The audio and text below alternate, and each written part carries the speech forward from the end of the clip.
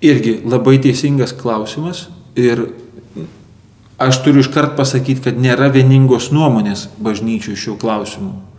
Yra teologų, kurie linkia sakyti, kad tikrai žmogus turi skaityti griežtai sekdamas bažnyčios mokymą, bažnyčios interpretaciją ir taip toliau ir taip toliau.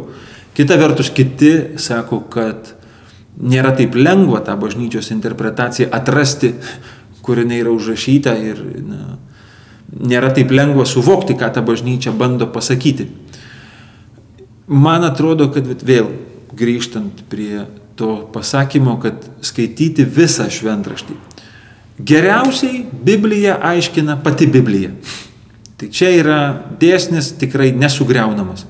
Geriausiai Dievas pasako tai, ką norėjo pasakyti per savo žodį. Ir vėl mes galim grįžti prie to, kad žmogus, kuris pasiryžtas perskaityti visą Bibliją, pirmą kartą skaitydamas turėtų galbūt netgi praleisti vietas, kurių nesupranta. Jas perskaityti, bet galiausiai nesustoti tiesiomis per ilgai. Kad tiesiog reikia tokio tempo skaitant. Ir galiausiai, kai jisai perskaito 2/3 arba 3/4 Biblijos, jis staiga pamato, kad viskas pradeda jungtis tarpusavį ir kad staiga Biblija jinai pasidaro kažkoks tai audinys, kuriame viena gija susijusi su kita ir jeigu tikrai ištveri tame skaitime, tai staiga viskas pradeda šviesti visai kitom spalvom. Ir aš manau, kad šitas skaitimas visos Biblijos, jisai mus labai apsaugo nuo to tokio vartotojiško santykio su Biblija. Žmonės dažnai, iš tikrųjų, čia kiaurai eina šitas dalykas per visą mūsų visuomenę, ateina prie Biblijos kaip prie, nežinau, kioskelio, į parduotuvę. Dieve, man reikia paguodos ir dar tokį dalyką daro, Šventoji dvasia įkvėp ir verčia šventraštį. Ir tada gauna, Jūsų šventės aš gedulų paversiu. Čia irgi yra tas teologinis anekdotas apie tai, kad žmogus irgi taip pasimeldė, atsivertė ir gauna eilutę. Judas nuėjo ir pasikorė. Ne, reikia dar kartą. Atsivertė, eik ir tu taip daryk.